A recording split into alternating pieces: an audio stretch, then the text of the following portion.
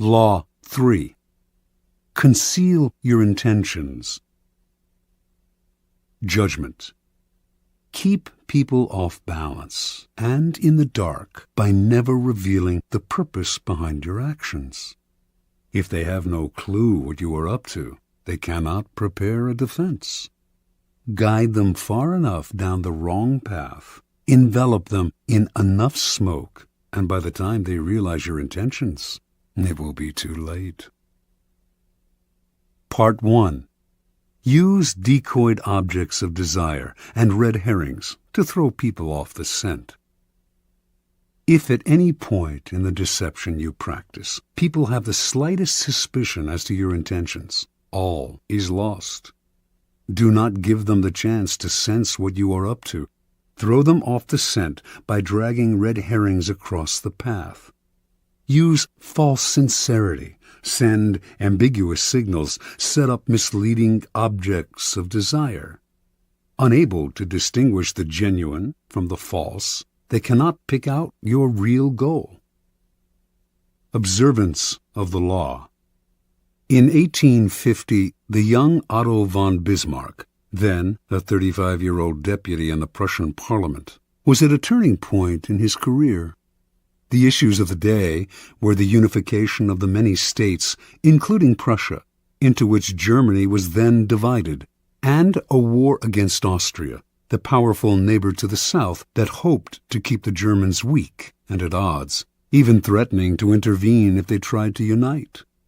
Prince William, next in line to be Prussia's king, was in favor of going to war, and the Parliament rallied to the cause, prepared to back any mobilization of troops. The only ones to oppose war were the present king, Frederick William IV, and his ministers who preferred to appease the powerful Austrians. Throughout his career, Bismarck had been a loyal, even passionate supporter of Prussian might and power. He dreamed of German unification, of going to war against Austria and humiliating the country that for so long had kept Germany divided. A former soldier, he saw warfare as a glorious business. This, after all, was the man who years later would say, "The great questions of the time will be decided not by speeches and resolutions, but by iron and blood." Passionate patriot and lover of military glory, Bismarck nevertheless gave a speech in Parliament at the height of the war fever that astonished all who heard it. "Woe unto the statesman," he said, "who makes war without a reason that will still be valid when the war is over. After the war, you will all look differently at these questions. Will you then have the courage to turn to the peasant contemplating the ashes of his farm, to the man who has been crippled, to the father who has lost his children?" Not only did Bismarck go on to talk of the madness of this war, but, strangest of all, he praised Austria and defended her actions. This went against everything he had stood for. The consequences were immediate. Bismarck was against the war. What could this possibly mean? Other deputies were confused, and several of them changed their votes. Eventually, the king and his ministers won out, and war was averted. A few weeks after Bismarck's infamous speech, the king, grateful that he had spoken for peace, made him a cabinet minister. A few years later, he became the Prussian premier. In this role, he eventually led his country and the peace-loving king into a war against Austria, crushing the former empire and establishing a mighty German state, with Prussia at its head. Interpretation. At the time of his speech in 1850, Bismarck made several calculations. First, he sensed that the Prussian military, which had not kept pace with other European armies, was unready for war, that Austria, in fact, might very well win, a disastrous result for the future. Second, if the war were lost and Bismarck had supported it, his career would be gravely jeopardized. The king and his conservative ministers wanted peace. Bismarck wanted power. The answer was to throw people off the scent by supporting a cause he detested, saying things he would laugh at if said by another.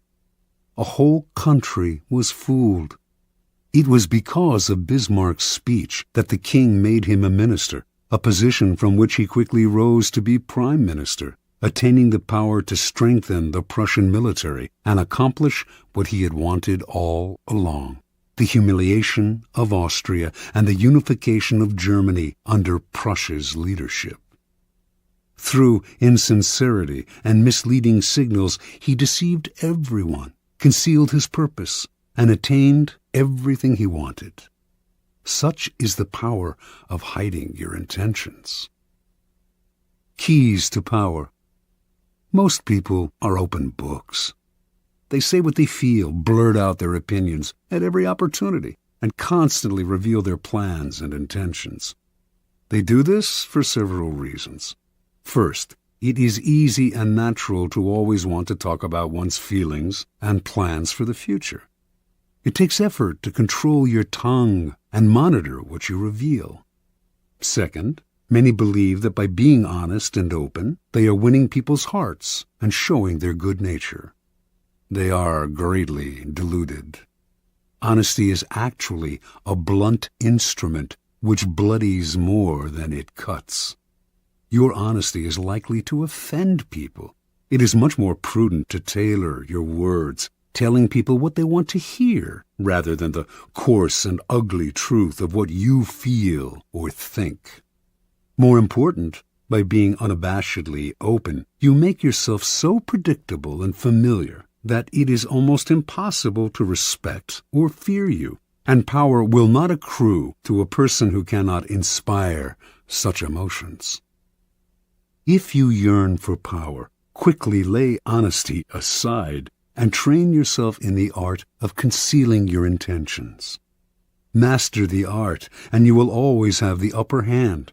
Basic to an ability to conceal one's intentions is a simple truth about human nature.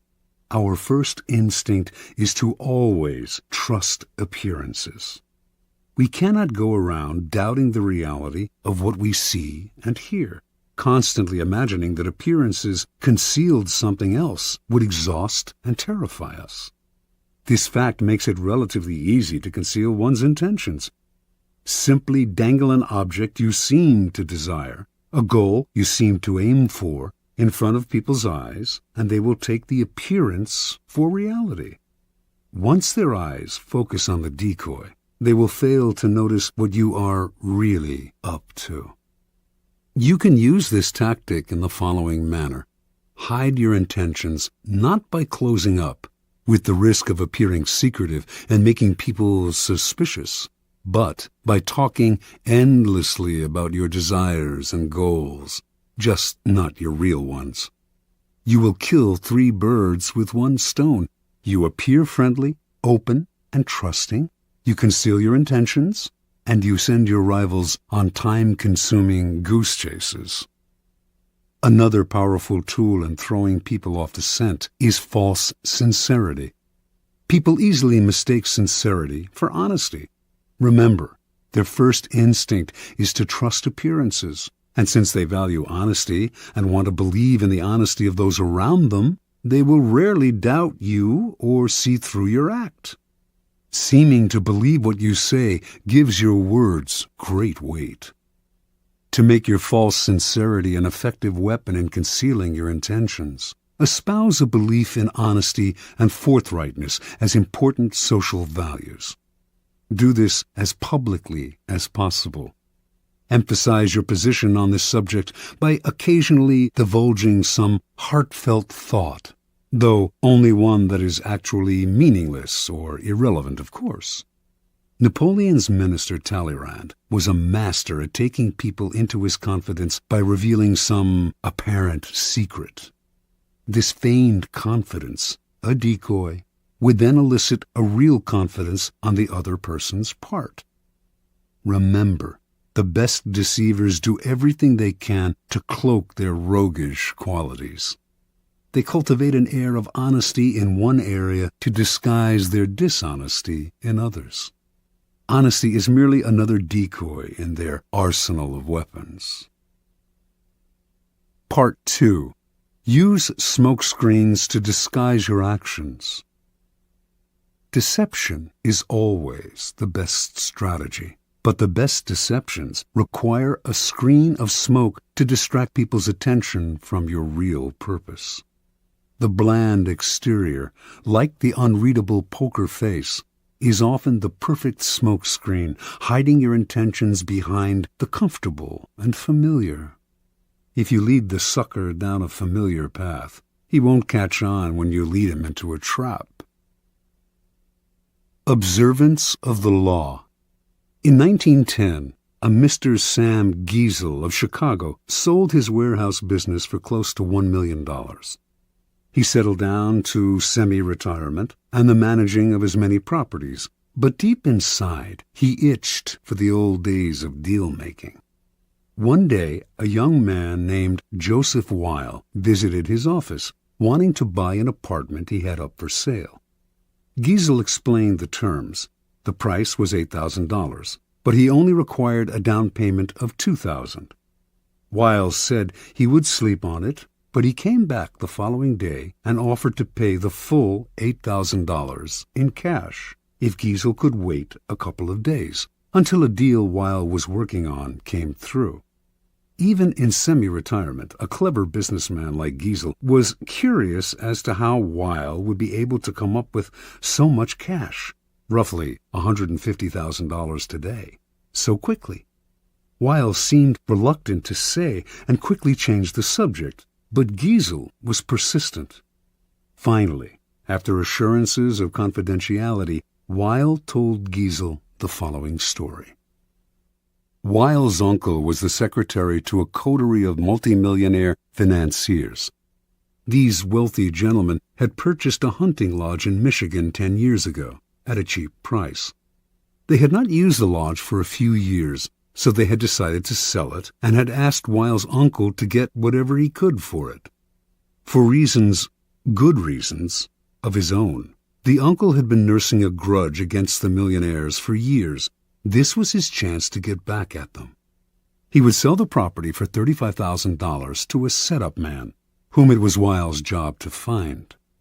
The financiers were too wealthy to worry about this low price. The setup man would then turn around and sell the property again for its real price, around $155,000. The uncle, Weil, and the third man would split the profits from this second sale. It was all legal and for a good cause, the uncle's just retribution.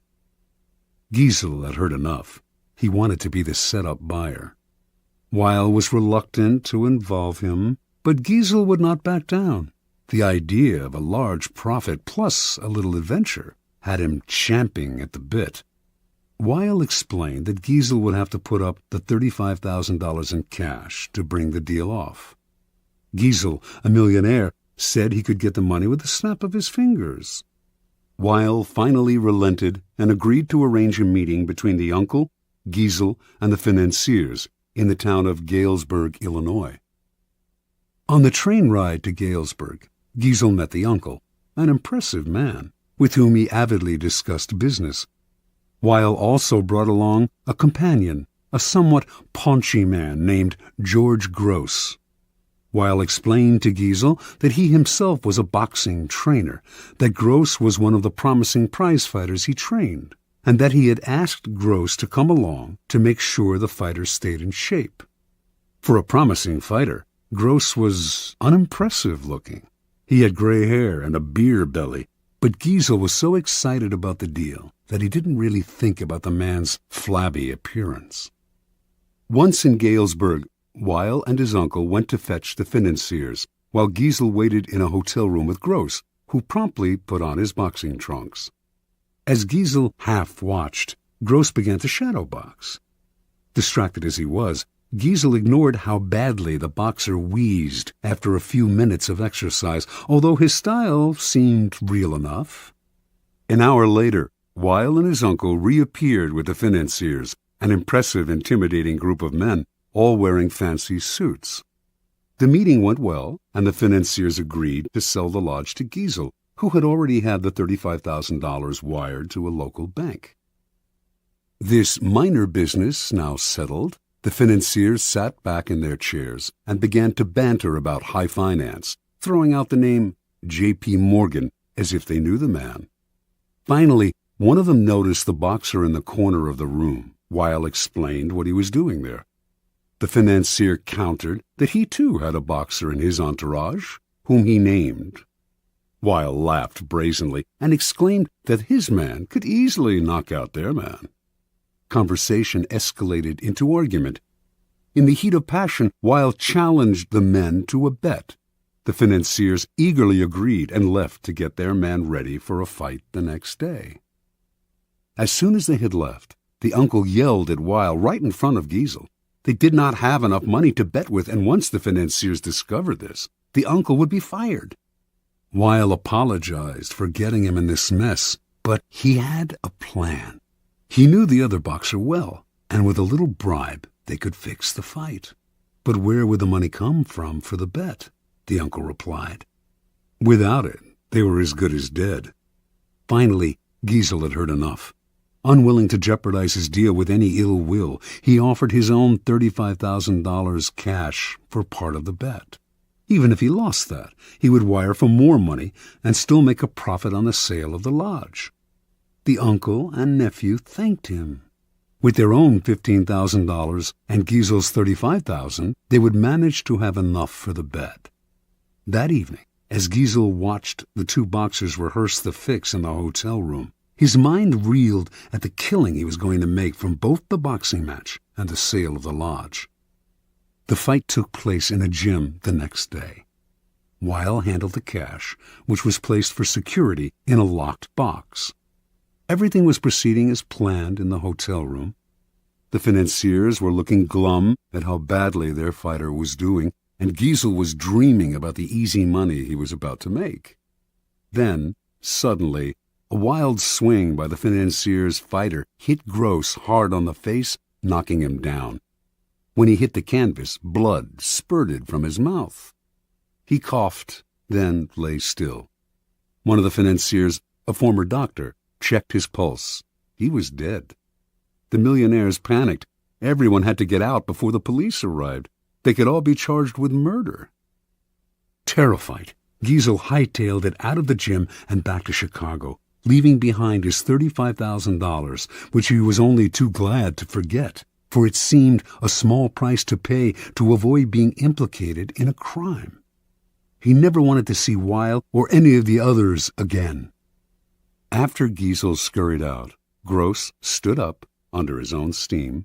The blood that had spurted from his mouth came from a ball filled with chicken blood and hot water that he had hidden in his cheek. The whole affair had been masterminded by Weil, better known as the Yellow Kid, one of the most creative con artists in history. Weil split the $35,000 with the financiers and the boxers, all fellow con artists, a nice little profit for a few days' work. Interpretation. The Yellow Kid had staked out Giesel as the perfect sucker long before he set up the con. He knew the boxing match scam would be the perfect ruse to separate Giesel from his money quickly and definitively. But he also knew that if he had begun by trying to interest Giesel in the boxing match, he would have failed miserably. He had to conceal his intentions and switch attention, create a smokescreen, in this case the sale of the lodge. On the train ride and in the hotel room, Giesel's mind had been completely occupied with the pending deal, the easy money, the chance to hobnob with wealthy men. He had failed to notice that Gross was out of shape and middle-aged at best. Such is the distracting power of a smokescreen. Engrossed in the business deal, Giesel's attention was easily diverted to the boxing match, but only at a point when it was already too late for him to notice the details that would have given Gross away. The match, after all, now depended on a bribe rather than on the boxer's physical condition, and Giesel was so distracted at the end by the illusion of the boxer's death that he completely forgot about his money. Learn from the Yellow Kid. The familiar, inconspicuous front is the perfect smokescreen. Approach your mark with an idea that seems ordinary enough. A business deal, financial intrigue. The sucker's mind is distracted, his suspicions allayed. That is when you gently guide him onto the second path, the slippery slope down which he slides helplessly into your trap. Keys to power. If you believe that the deceivers are colorful folk who mislead with elaborate lies and tall tales, you are greatly mistaken. The best deceivers utilize a bland and inconspicuous front that calls no attention to themselves. They know that extravagant words and gestures immediately raise suspicion. Instead, they envelop their mark in the familiar, the banal, the harmless. The simplest form of smokescreen is facial expression. Behind a bland, unreadable exterior, all sorts of mayhem can be planned without detection. This is a weapon that the most powerful men in history have learned to perfect. It was said that no one could read Franklin D. Roosevelt's face. Baron James Rothschild made a lifelong practice of disguising his real thoughts behind bland smiles and nondescript looks. Stendhal wrote of Talleyrand, "Never was a face less of a barometer." As one poker manual explains it, while playing his hand, the good player is seldom an actor. Instead, he practices a bland behavior that minimizes readable patterns, frustrates and confuses opponents, permits greater concentration. An adaptable concept. The smokescreen can be practiced on a number of levels, all playing on the psychological principles of distraction and misdirection. One of the most effective smokescreens is the noble gesture. People want to believe apparently noble gestures are genuine, for the belief is pleasant. They rarely notice how deceptive these gestures can be. Another effective smokescreen is the pattern, the establishment of a series of actions that seduce the victim into believing you will continue in the same way. The pattern plays on the psychology of anticipation. Our behavior conforms to patterns, or so we like to think. In 1878, the American robber baron Jay Gould created a company that began to threaten the monopoly of the telegraph company Western Union. The directors of Western Union decided to buy Gould's company up. They had to spend a hefty sum, but they figured they had managed to rid themselves of an irritating competitor. A few months later, though, Gould was at it again, complaining he had been treated unfairly. He started up a second company to compete with Western Union and its new acquisition. The same thing happened again. Western Union bought him out to shut him up. Soon the pattern began for the third time. But now Gould went for the jugular. He suddenly staged a bloody takeover struggle and managed to gain complete control of Western Union. He had established a pattern that had tricked the company's directors into thinking his goal was to be bought out at a handsome rate. Once they paid him off, they relaxed and failed to notice that he was actually playing for higher stakes. The pattern is powerful in that it deceives the other person into expecting the opposite of what you are really doing. Remember, it takes patience and humility to dull your brilliant colors, to put on the mask of the inconspicuous. Do not despair at having to wear such a bland mask. It is often your unreadability that draws people to you and makes you appear a person of power.